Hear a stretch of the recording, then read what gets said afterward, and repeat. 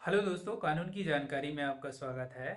आज हम बात करेंगे कोई भी कोई कहीं पे भी डकैती होता है या उस प्रकार का अपराध होते हैं तो इसके लिए कौन से अधिनियम के तहत क्या दंड का प्रावधान है।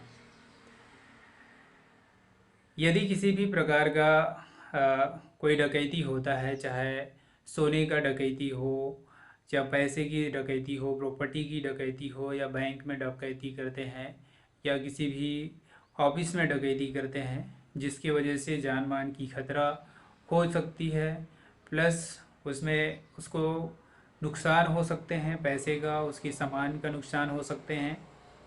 तो यदि यह किसी भी प्रकार का डकैती किया जाता है तो उस अपराधी को या उस अपराधी में जितने भी भागीदार हैं उनको अपराध की श्रेणी में आता है।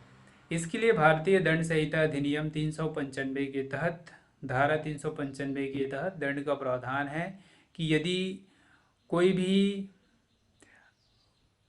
व्यक्ति किसी भी ऑफिस में जाकर, बैंक में जाकर या किसी के घर में जाकर सोना, पैसे आदि चीज़ों का डकैती करते हैं, लूटते हैं, तो उनको धारा 395 के तहत 7 साल की सज़ा या फिर आजीवन कारावास हो सकते हैं।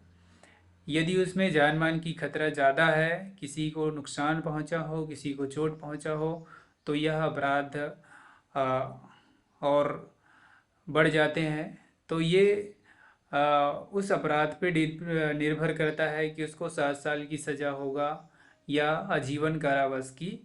कितनी नुकसान हुआ है, क्या उसकी इस नुकसान की भरपाई हो सकती है, किस जगह पे रॉबरी हुआ है, कहाँ पे डकैती हुआ है, ये सब चीज़ें कोर्ट पहले देखेगी। उसको क्या नुकसान हुआ है और कितने व्यक्तियों का नुकसान हुआ है, उसके खिलाफ फिर उसका सज़ा उस व्यक्ति के ऊपर लगाया जाएगा। इसमें उस व्यक्ति का पूरे डिटेल होगा जो रॉबरी करते हैं, कहाँ से आए हैं, क्या करते हैं, क्या संपत्ति है।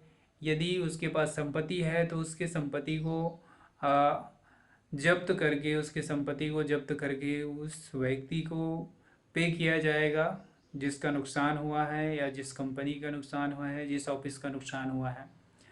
तो इस तरीके से आज के टॉपिक में हमने डकैती के बारे में डिस्कस किया कि कौन से धारा के तहत क्या सज़ा हो सकती है। तो आज के लिए बस इतना ही।